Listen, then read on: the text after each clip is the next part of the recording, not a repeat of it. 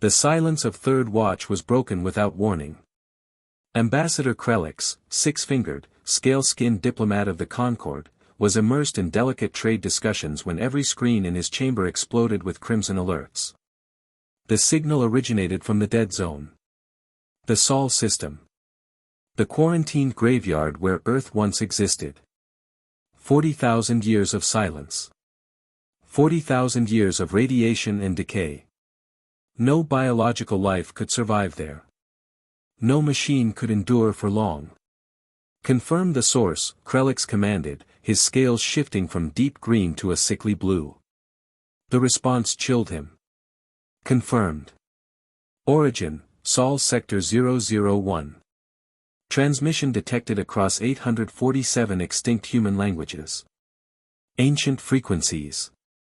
Impossible ones. Humans were legend. A species erased long before most modern civilizations learned interstellar travel. Devoured. Forgotten. Play it, Krelix said. At first there was static, raw noise clawing at the speakers. Then a single word tore through every distortion. Run. The word repeated endlessly, spoken in languages unheard for 40 millennia, English, Mandarin, Arabic, Swahili. Languages no living voice remembered. Krelix's twin hearts faltered. Within hours, the Galactic Council convened in absolute secrecy on Concord Prime. 50 of the most powerful representatives in known space gathered beneath the crystal ceiling. No aides.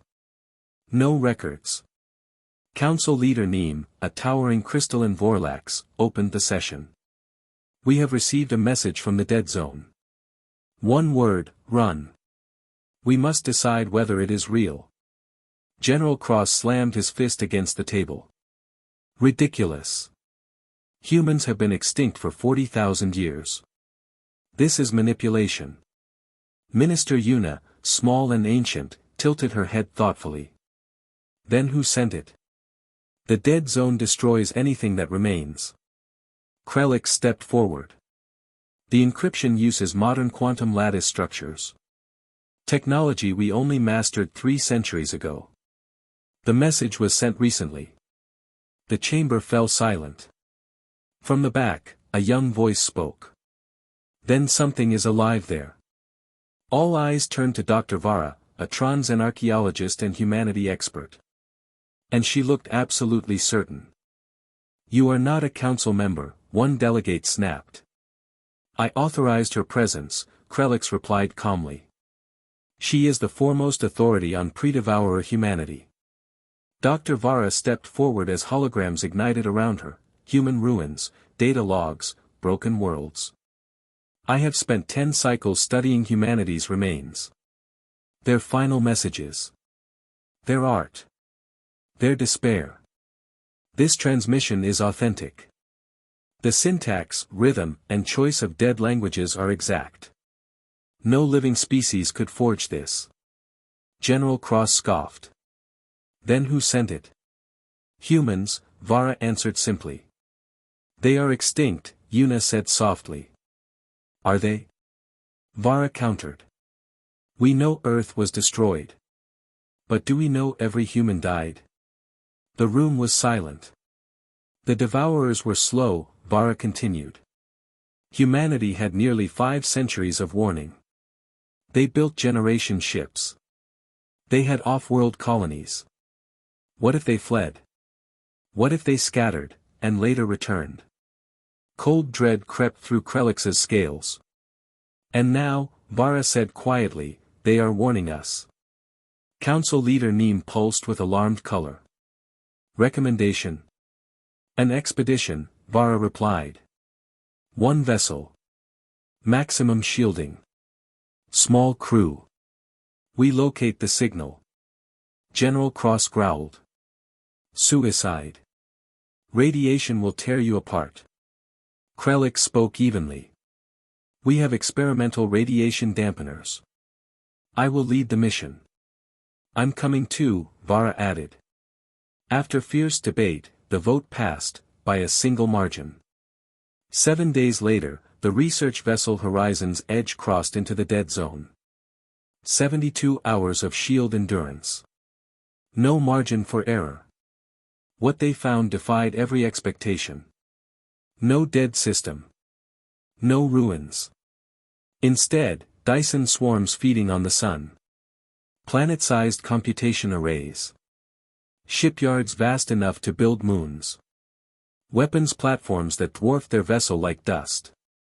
Human design, Vara whispered. Every ratio. Every pattern. They followed the signal to a station orbiting Earth's former position. Docking was effortless. The airlock opened to breathable air and stable gravity. A calm message greeted them. You received our warning. You came anyway. The Exodus archive revealed the truth. Humanity had escaped. Humanity had returned.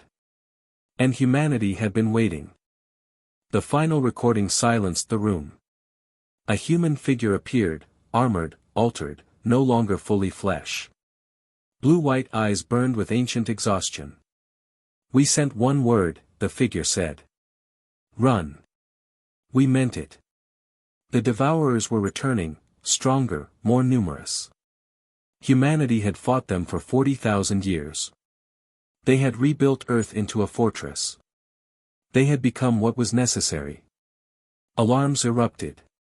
2 fleets arrived simultaneously. One was vast, organic, terrifying, human.